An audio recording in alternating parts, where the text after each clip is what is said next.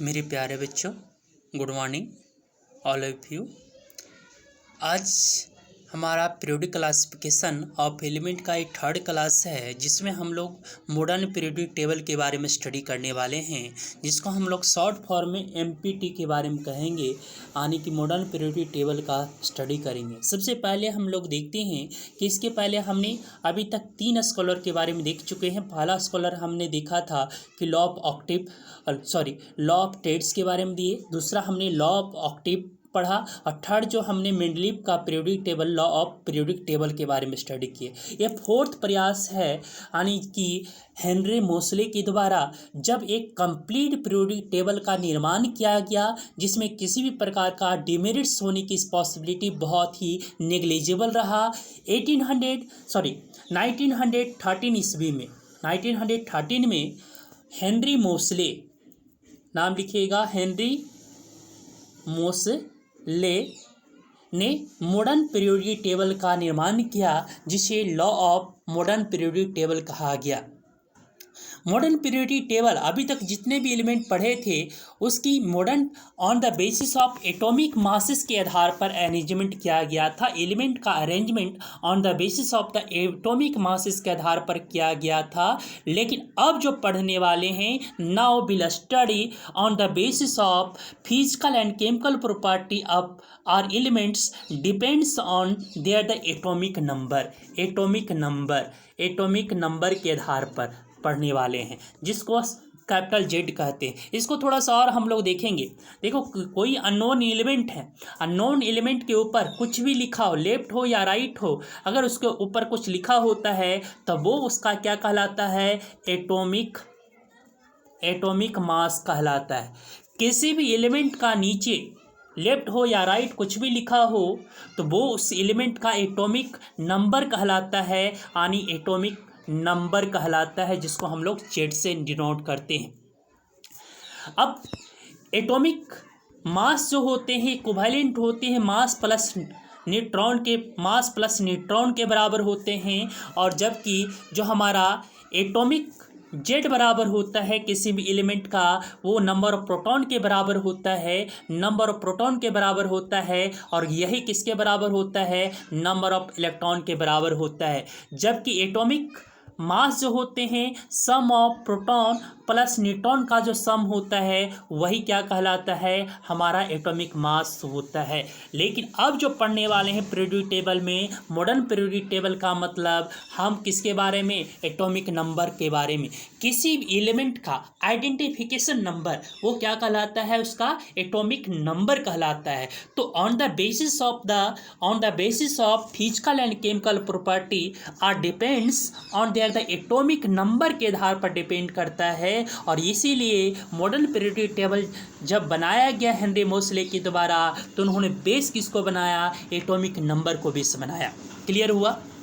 दूसरी चीज़ें, अब यहाँ पर इलेक्ट्रॉनिक कॉन्फ़िगरेशन आगे पढ़ाऊंगा मैं, एक अलग से क्लास ही लूँगा इलेक्ट्रॉनिक कॉन्फ़िगरेशन का, है ना। इलेक्ट्रॉनिक कॉन्फ़िगरेशन, जिसको शॉर्ट फॉर्म में हम लोग एसी कहते हैं, right on the basis of atomic number, यानी किसके बेसिस पे? एटॉमिक नंबर के आधार पर ही इलेक्ट्रॉनिक कॉन्फ़िगरेशन जो है उसको लिखा जाता है ना।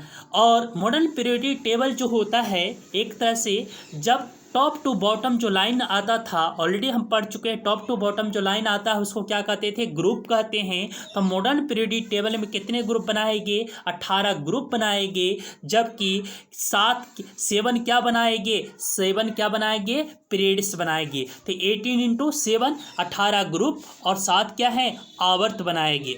इसके अलावा इसमें जो है इलेक्ट्रॉनिक कॉन्फ़िगरेशन के आधार पर ही सारी चीज़ें चल रहा है। तो इसको जो है एलिमेंट को जो है 4 पार्टों में डिवाइड किया गया। 4 पार्टों का मतलब हो गया, इसको 4 ब्लॉक में रखा गया। इस पीरियोडिक टेबल के एलिमेंट को 4 ब्लॉक में रखा गया। पहले ब्लॉक को हम क्या कहते हैं? S block. दूसरे ब्लॉक को क्या कहते हैं? P block. तीसरे ब्लॉक को क्या कहते हैं? D block. और चौथे ब्लॉक को क्या कहते हैं? F block. यानी कि जितने भी एलिमेंट्स था उसको कितने ब्लॉक में डिवाइड किया गया? 4 ब्लॉक में डिवाइड किया गया। देखो, मॉडर्न पीरियोडिक टेबल में तो आप देखिएगा, तो मॉडर्न पीरियोडिक टेबल का जो देखिए यहाँ से शुरू होता है आपका एस ब्लॉक शुरू होता है, एस ब्लॉक शुरू होता है और एस ब्लॉक के बाद देखिएगा यह हमारा जो है बीच में आगे बताने वाले हैं, ये बीच में हमारा जो है एक तरह का यह हमारा जो है उसके बाद हम जो है कौन सा ब्लॉक आते हैं, ये हमारा पी ब्लॉक है ना। तो ये इस तरह का हमारा बना हुआ है, ये हमारा एस ब्लॉक होगा। ये बीच वाला देखिएगा गड्ढा वाला पार्ट जो होगा डी ब्लॉक होगा, इधर वाला पार्ट जो होगा पी ब्लॉक होगा, पी ब्लॉक होगा। और नीचे में देखिएगा तो एक नीचे में अलग से श्रृंखला बनी होती है ना, श्रृंखला होता है वो किसी का नहीं, डी का ही सब्सिडरी पार्ट होता है जिसमें 2 खांचे बने होते हैं जिसको एफ ब्लॉक एलिमेंट कहते हैं। तो हम समझ में आ गया कि मॉडर्न पीरियोडिक टेबल को 4 ब्लॉक में रखा गया है, एस पी डी। तो सबसे पहले एस, उसके बाद है ना, उसके बाद बीच में देखिएगा गड्ढा मॉडर्न पीरियोडिक टेबल में बना रहेगा जो डी ब्लॉक का होगा। उसके बाद राइट कॉर्नर में देखिएगा तो हमारा कौन सा ब्लॉक होगा, तो एक तरह से हमारा जो है डी ब्लॉक होगा। इसको बना करके भी हमने समझा दिया है, फिर भी एक बार देख लीजिए। ये हमारा इस तरह का बना होगा है ना, इस तरह का बना होगा जिसमें ये हमारा एस है, ये डी है, ये पी है और नीचे में एक बना होगा 2 खांचा, ये जो हमारा कौन सा है ब्लॉक होगा वो एफ ब्लॉक है। ये हमने ओवरऑल मॉडर्न पीरियोडिक टेबल को बनाने का प्रयास किया है। क्लियर है यहाँ तक? देखिएगा इस ब्लॉक में भी हमारे पास, इस ब्लॉक के अंदर भी 2 ग्रुप है, एक ग्रुप 1 और दूसरा ग्रुप है ना, ग्रुप 1 ग्रुप 2। अगर इसको हम बनाने का प्रयास करें तो ये हमारा इस तरह का हो जाएगा है ना, एक हमारा इस तरह का हो जाएगा, ये 1 नंबर है, ये 2 नंबर है। ये हमारा जो है एक तरह से ये 1 नंबर का है, 2 नंबर का है। इसी तरह अगर हम डी को पहले डी को बनाने का प्रयास करते हैं, उसके बाद पी बनाएंगे। अगर डी को बनाने का प्रयास करें तो हमारा इस तरह का हो जाएगा, डी है जिसमें हमारा लगभग डी ब्लॉक है। डी ब्लॉक की बात करें तो डी ब्लॉक हमारा 3 नंबर, 4 नंबर, 5 नंबर है ना, 6 नंबर, 7 नंबर, 8 नंबर, 8 के बाद हो गया 9, 10, 11, 12। यह हमारा सब किस में आता है, डी ब्लॉक में आता है।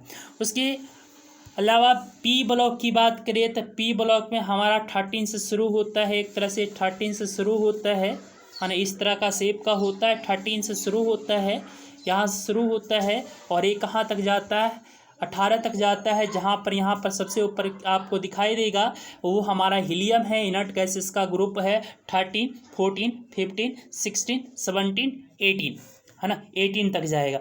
जबकि डी ब्लॉक एफ ब्लॉक जो है कोई अलग से नहीं है, बल्कि देखिएगा तो डी के नीचे ही सब्सिडरी के रूप में इंटीग्रल पार्ट है, तो इसमें लगा रहेगा, जिसको हम लोग क्या कहते हैं, एफ ब्लॉक कहते हैं। But it is a different characteristic. ये डी का पार्ट ही इंटीग्रल पार्ट है, लेकिन डी के बाद भी इसके डिफरेंट कैरेक्टरिस्टिक होते हैं डी से, इसीलिए इसको अलग रखा गया है। एक में लगभग इसमें 14 एलिमेंट है, तो दोनों मिला दिया जाए तो है ना 14 × 2 लगभग में 28 एलिमेंट को सेपरेट रूप में रखा गया है, जिसको इंटीग्रल है ना, integral part of D block कहते हैं। दूसरी चीज़ें हमने एस ब्लॉक देखा था, तो एस ब्लॉक में हमने देखा था एस ब्लॉक में कितने थे, 2 थे। एस ब्लॉक बनाया कैसे था है ना, एक था, ये हमारा एस ब्लॉक था, 1 नंबर 2 नंबर। लगभग में जो अगर हाइड्रोजन को, एक हाइड्रोजन ही ऐसा है जिसको छोड़ दिया जाए, इसको मेटल और नॉन मेटल दोनों में रखते हैं, हालांकि इसको नॉन मेटल रूप में ज़्यादा रखते हैं, तो नॉन मेटल कैरेक्टर का है, तो इसको छोड़ दिया जाए है ना, तो रिमेनिंग कितने 12 है। अगर हाइड्रोजन को भी शामिल कर लिया जाए तो 13 एलिमेंट को रखा गया है, इंक्लूडिंग हाइड्रोजन को इंक्लूड करके। अदरवाइज अगर हाइड्रोजन को छोड़ दिया जाए तो कितने 12 एलिमेंट्स हैं है ना। हाइड्रोजन को कहीं फिक्स्ड पोजीशन नहीं है, क्योंकि हाइड्रोजन को एक ऐसा एलिमेंट है जिसको आवारा एलिमेंट्स कहते हैं। शुरू से लेकर के देखिएगा कि हाइड्रोजन का पोजीशन कभी फिक्स नहीं हो पाता था, उसकी कैरेक्टरिस्टिक बड़ा डिफरेंट हो पाता था। दूसरा हमने पी ब्लॉक की बात किया, तो पी ब्लॉक में हमने देखा कि 13 से शुरू होता है, 13 के बाद आपको कहाँ तक जाएगा, 13 से लेकर करके है ना, 13 से लेकर के 18 तक जाएगा। ये 18 नंबर है, 13 नंबर से शुरू होता है, 13, 14, 15, 16, 17, 18 है ना। टोटल एलिमेंट की बात करें तो इसमें लगभग 37 एलिमेंट्स रखा गया है, यानी 13 ब्लॉक से लेकर के 18 ब्लॉक के बीच में ग्रुप में, है ना, इस ग्रुप में लगभग 13 से लेकर के 18 तक लगभग में 37 एलिमेंट है, 37 एलिमेंट्स रखा गया है। इसमें ही 6 न्यू एलिमेंट भी रखा गया है। ये भी बात ध्यान रखिएगा कि इसमें ही जो है 6 न्यू एलिमेंट को भी प्लेस मिला है, स्थान मिला है। साथ में साथ ये जो 37 एलिमेंट्स है, इसका बहुत ही इंटरेस्टिंग कहानी है, स्टोरी है। इसमें से 3 लोग हैं, मेटल भी हैं, कुछ मेटल भी हैं, नॉन मेटल भी हैं और मेटोलाइट्स भी हैं। धातु, अधातु और उपधातु भी है, इसमें तीनों है। रिमेनिंग आपने फर्स्ट में देखा था तो फर्स्ट वाला सारा का सारा मेटल ही थे एक्सेप्ट हाइड्रोजन को दे करके। इस ब्लॉक में सिर्फ हाइड्रोजन ही है जो क्या है, नॉन मेटल की कैरेक्टरिस्टिक का है। रिमेनिंग सभी मेटल है। जबकि पी ब्लॉक जो होता है मेटल, नॉन मेटल, मेटोलाइट तीनों कैरेक्टरिस्टिक के होते हैं। 6 न्यू एलिमेंट्स भी इसमें रखा गया है पी ब्लॉक में। अब आते हैं हम लोग डी ब्लॉक की बात करते हैं। डी ब्लॉक की बात करते हैं तो डी ब्लॉक एक तरह से 3 से लेकर के 12 तक है, यानी ग्रुप नंबर 3 से लेकर के 12 तक है। टोटल एलिमेंट्स की बात करते हैं तो टोटल एलिमेंट्स इसमें लगभग में हमारा कितने हैं, 40 है। और ऑल आर मेटल, इसमें जितने भी एलिमेंट्स हैं वो सभी क्या हैं, मेटल हैं। और दिस मेटल और this elements are transitional metal, यही जो होते हैं ट्रांजिशनल मेटल कहलाते हैं, यानी ट्रांजिशनल स्ट्रक्चर के होते हैं। जबकि एफ ब्लॉक की बात करते हैं तो एफ ब्लॉक में मैंने पहले ही बताया था कि एफ ब्लॉक में जो है ना, डी का ही एक तरह से पार्ट कहलाता है इंटीग्रल, लेकिन कैरेक्टरिस्टिक्स इसका क्या है, कैरेक्टरिस्टिक थोड़ा सा इसका डिफरेंट है। 28 एलिमेंट्स टोटल हैं, एक में 14 है तो 2 से मल्टीप्लाई करेंगे तो 28। और ये सभी के सभी क्या है, इंटरनल ट्रांजिशनल एलिमेंट कहलाते हैं, इंटरनल ट्रांजिशनल एलिमेंट कहलाते हैं। तो 1 बाई 1 हम लोग सेपरेट देख लेते हैं कि modern periodic table according to NCERT क्या क्या बातें कहा गया है, इसके मेन बातें समझने का प्रयास करते हैं। 1913 Henry Mosle showed that the atomic mass are more fundamental property than their atomic masses, यानी किसी भी एलिमेंट का जो एटॉमिक मास है उसके कंपेरिजन में एटॉमिक नंबर जो होता है ज़्यादा फंडामेंटल प्रॉपर्टी दिखाने का प्रयास करता है। इट इज ए ट्रू और ये 100% ये बात करेक्ट है। Mendeley periodic law was modified and atomic number adopt on the basis of modern periodic table. देखो मॉडर्न पीरियोडिक टेबल जो है किसके बेसिस पर बनाया गया है, जेड के आधार पर, एटॉमिक नंबर के आधार पर बनाया गया है, और जिसको क्या कहते हैं, मॉडर्न पीरियोडिक लॉ के नाम से जानते हैं। Property of the elements are periodic function on of the atomic number. ये पॉइंट क्लियर हुआ, property of the elements are periodic function of the atomic number. Clear है, ऑलरेडी क्लियर हो चुका है, ये पॉइंट ऑलरेडी बता चुके हैं। ये देखिए मॉडर्न पीरियोडिक टेबल रहा है, जिसको आप देख सकते हैं इस कलर में जो देख रहे हैं वो मेटल है, और इस तरह की कलर का जो है मेटोलाइट्स है। यानी ये जो जिगजैग पाथ बन रहा है हमारा, एक तरह से ये जिगजैग पाथ जो है, इस तरह का जिगजैग जो पाथ बन रहा है ये हमारा किसका है, मेटोलाइट्स का है। रिमेनिंग जो इधर वाला पार्ट है जो हमारा एक तरह से क्या है, नॉन मेटल्स हैं। इस वाले पार्ट क्या है, नॉन मेटल्स हैं, जबकि इधर वाला पार्ट जो है क्या कहलाते हैं, मेटल्स कहलाते हैं। तो दोनों में डिफरेंस समझ में आया। इस वाले पार्ट को हम लोग क्या कर रहे हैं, ये जो जिगजैग पाथ है ये हमारा कौन सा पाथ है, ये मेटोलाइट्स वाली पार्ट है। इधर वाला पार्ट जो हमारा नॉन मेटल्स है और इधर वाला पार्ट क्या है, मेटल्स है। नीचे वाला भी क्या है, मेटल्स ही है ना। और इधर क्या है, पी ब्लॉक में हमने तीनों एलिमेंट्स को देखा, मेटल भी है, मेटोलाइट्स भी हैं और नॉन मेटल्स भी है। क्लियर है यहाँ तक point. Next position of element in the modern periodic table में देखते हैं। Modern periodic table 18 vertical column बना हुआ है, जिसको क्या कहा गया है, ग्रुप कहा गया है। और 7 क्या है, हॉरिजॉन्टल रो है, जिसको क्या कहा गया है, पीरियड कहा गया है। ऑलरेडी हम बातें कर चुके हैं। दूसरी चीज़ें हमने इसमें कहा, element contain the same number of the valence electron. आगे हम बताएंगे वैलेंस इलेक्ट्रॉन क्या होता है। Similarly you will find the element is present in the any one group have the same number of valency। देखो किसी भी एलिमेंट का आउटर मोस्ट जो इलेक्ट्रॉन होता है उसकी क्या कहलाती है, वैलेंस इलेक्ट्रॉन कहलाती है या वैलेंसी कहलाता है। कहलाती है। जैसे एग्जाम्पल्स के रूप में लेता है फ्लोरीन। फ्लोरीन देखिएगा तो फ्लोरीन हो गया, क्लोरीन हो गया, और जितने भी ग्रुप है ना belong to group 17, how many electron fluorine and chlorine, तो एक होता है सबके पास, एक होता है क्लोरीन हो, ब्रोमीन हो, है ना, आयोडीन हो, सबके पास पीरियोडिक टेबल में जो होता है उसकी वैलेंसी क्या होती है, 1 होती है। इसके पास वैलेंस इलेक्ट्रॉन जो होती है लगभग में 7 इसके पास पूरा होता है, तो एक दूसरे से क्या ले सकता है, एक ही इलेक्ट्रॉन ले सकता है। तो सब पर एक निगेटिव चार्ज होता है जिसको इलेक्ट्रोनेगेटिव चार्ज कहते हैं। इसकी वैलेंसी कितनी है, 1 होता है। आगे हम इसको सेपरेट क्लास में सब कुछ समझाने वाले हैं, तो आप चिंता मत कीजिएगा इसको लेकर करके। On the basis of electronic configuration के आधार पर ही इसको अरेंजमेंट किया गया है। On the increasing number of shell increase go down group there are anomaly when it come position of the hydrogen because it can placed either in the group 1 और group 17। देखो कि मैंने पहले कहा कि हाइड्रोजन एक आवारा एलिमेंट्स है जिसे ग्रुप 1 में भी रखा जा सकता है और ग्रुप 17 में भी रखा जा सकता है।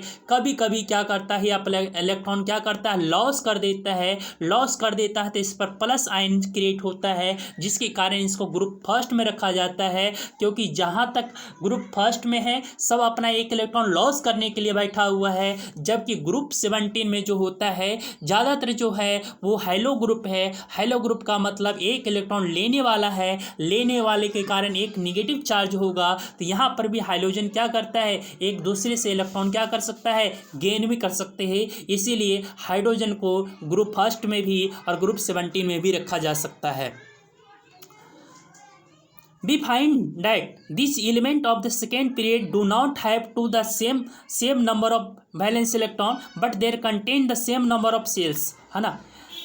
That number of valence cells electron increase by 1 unit, the atomic mass increase by 1 unit। अगर किसी का एटॉमिक मास जो होता है ना, वैलेंसी जो होता है एक इंक्रीज करेगा तो एटॉमिक नंबर इंक्रीज करेगा, उसका एटॉमिक नंबर भी इंक्रीज करेगा। मूव में लेफ्ट टू राइट, ये सारे में लेफ्ट टू राइट यही हो रहा है ना। जैसे सोडियम क्या है, सोडियम पे एक सरप्लस है, मैग्नीशियम 2 है, एल्युमिनियम कितना है 3+ है ना, सिलिकॉन कितना 4+ है, फास्फोरस क्या P5 है ना, सल्फर कितना है +6 है ना, +6 है तो -2 लेगा, है ना, -2 किसी, क्लोरीन कितना है Cl7 है, 7 कब होता है तो ये ज़्यादा कोशिश क्या करेगा, 1 माइनस करने का प्रयास करेगा। क्योंकि ये किसी के पास 7 है, कोई भी एलिमेंट क्या होता है, तो ऑक्टेट पूरा करना चाहता है या ड्यूट पूरा करना चाहता है, तो ये किसके करीब है, ऑक्टेट के करीब है, तो ये क्या करेगा, माइनस जितने भी हाइड्रोजन ग्रुप होता है उस पर निगेटिव चार्ज होता है, क्योंकि दूसरे से इलेक्ट्रॉन क्या करेगा, ट्रांसफ़र करवा लेगा, उस पर निगेटिव चार्ज क्रिएट हो जाएगा।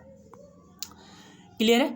दूसरा कंसेप्ट इसमें समझने का प्रयास करते हैं, है ना। देखो कि है ना द सेल पे निर्भर करता है, तो देखो 2n, यहाँ पर एक फॉर्मूला है जिसको ध्यान रखिएगा, 2n² नंबर ऑफ इलेक्ट्रॉन कितना फिलअप होगा तो 2n²। 2n² का मतलब n का मान अगर 1 रखते हैं, है ना, 1 रखते हैं तो कितना 2 × 1 का स्क्वायर मतलब 2, यानी 2 का मतलब कौन सा सेल, K सेल। दूसरा अगर n का मान 2 रखते हैं तो एक एल सेल में कितने नंबर ऑफ इलेक्ट्रॉन हो सकते हैं, 8 इलेक्ट्रॉन हो सकते हैं। This is period of the 8 elements. The third, अगर थर्ड का आएंगे तो इसी तरह सीक्वेंस बन जाएगा 8, है ना, 2, 8, 18, 32, है ना, 32 रिस्पेक्टिवली, फिर इंक्रीज करेगा। तो इस तरह क्या होगा, the reason will be study the higher classes, इसको स्टडी करेंगे, फिर भी हम थोड़ा बहुत आपको बताएंगे नेक्स्ट क्लास में।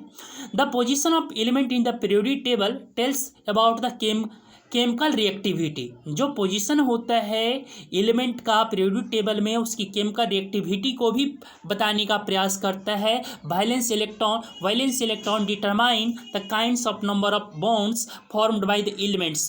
Can you now say why the Mendeleev choice of formula compound basis of the deciding position of the element tables, है ना। तो वो मेंडलीव ने क्या कहा था ऑलरेडी बता चुके हैं। Trends of the modern periodic table में क्या क्या चीज़ों को ध्यान रखा गया है, तो सबसे पहले valency. Do know the valency of the element determine the number of valency of the electron present outermost shell of the atom. देखो किसी भी एलिमेंट का आउटर मोस्ट, जैसे एग्जाम्पल्स के रूप में लेती है सोडियम, सोडियम का एटॉमिक नंबर कितना होता है 11। तो पहले बार में कितना जाएगा, के में कितना जाएगा 2, उसके बाद कितना 8, उसके बाद कितना बचा हुआ है ना 1। तो ये इसकी क्या है, ये लगभग में कंप्लीट है। इसका मतलब ये कोर इलेक्ट्रॉन कहलाते हैं और ये जी क्या कहलाते हैं, इसके वैलेंस इलेक्ट्रॉन कहलाते हैं। यही इसकी वैलेंस इलेक्ट्रॉन इसकी क्या कहलाती है, वैलेंसी कहलाता है। दूसरा एटॉमिक साइज, एटॉमिक साइज की बात करते हैं। The term atomic size refer to the radius of the atom. The atomic size may be visualised the distance between the centre of the nucleus and the outermost shell of the isolated atom. The atomic radius of the hydrogen approximate कितना होता है 37 picometre. PM का मतलब picometre, 1 picometre बराबर 10⁻⁻12 metre के बराबर होता है। Then the variation of the atomic size in the group in the period, इसका भी क्या होता है, ग्रुप और साइज में क्या होता है, वेरिएशन होता है। द एटॉमिक रेडियस, ये बात ये बहुत important, atomic radius decreases in the moving left to right. जब लेफ्ट टू राइट जाते हैं तो एटॉमिक रेडियस क्या होता है, डिक्रीज करता है। ये ऐसा इसलिए करता है क्योंकि this due to the increase nucleus charge. Nucleus जो चार्ज होता है वो क्या करता है, इंक्रीज करता है। टेंड टू पुल इलेक्ट्रॉन, वो क्या करता है, इलेक्ट्रॉन को क्या करता है, पुल करने का प्रयास करता है, क्लोजर टू द न्यूक्लियस तक कराने का काम करता है। And the reduce the size of the atom, यही कारण है जो न्यूक्लियस एंड दोनों के बीच की जो साइज होती है वो क्या होता है, रिड्यूस हो जाता है, कम हो जाता है। You will see that atomic size increase down. जब हम नीचे की ओर जाते हैं एटॉमिक साइज क्या होता है, down the group. This is because the new sales है ना बींग एडेड हो जाता है, go down the group. This increase the distance between outer most electron and the nucleus so that the atomic size increase in the spite of increase, क्या होगा, increase the nuclear charge. तो ये बातें समझ में आया। अगर हम इसको शॉर्ट फॉर्म में समझाने का बात करते हैं तो सिंपल बात में समझिए कि अगर हम टॉप टू बॉटम जाते हैं, कैसे जाते हैं, टॉप टू बॉटम जाते हैं, तो टॉप टू बॉटम जाएंगे तो क्या होगा, एटॉमिक रेडियस क्या हो जाएगा, इंक्रीज होगा। एटॉमिक रेडियस क्या हो जाएगा, इंक्रीज होगा। और जब हम लेफ्ट टू राइट जाते हैं तो ये क्या होगा, डिक्रीज होगा। और जब डिक्रीज होगा तो क्या होगा, इसका डिक्रीज होने से क्या होगा, साइज भी क्या हो जाएगा, साइज इंक्रीज होगा। उल्टा चलिए, the atomic size increase down, atomic size increase due to the size increase. Clear हो गया ये पॉइंट। नेक्स्ट जो हमारा है metallic and non metallic property. Metallic and metallic property already हमने बता चुका है in modern periodic table size है ना, zigzag line separated the metals and non metal को सेपरेट करने का काम करता है। जिगजैग लाइन हमने बताया है, जिसमें हमने है ना कुछ एलिमेंट्स का नाम भी यहाँ दिए गए हैं। जैसे हमने एलिमेंट्स यहाँ पर लिया है boron, silicon, germanium, arsenic, antimony है ना, एंटोमनी, टेलुरियम है ना, polonium are intermediate in the property are it's called, क्या कहलाता है, मेटोलाइट कहलाता है, जिसको क्या कहते हैं, सेमी मेटल कहते हैं, सेमी मेटल भी कहते हैं इसको, है ना।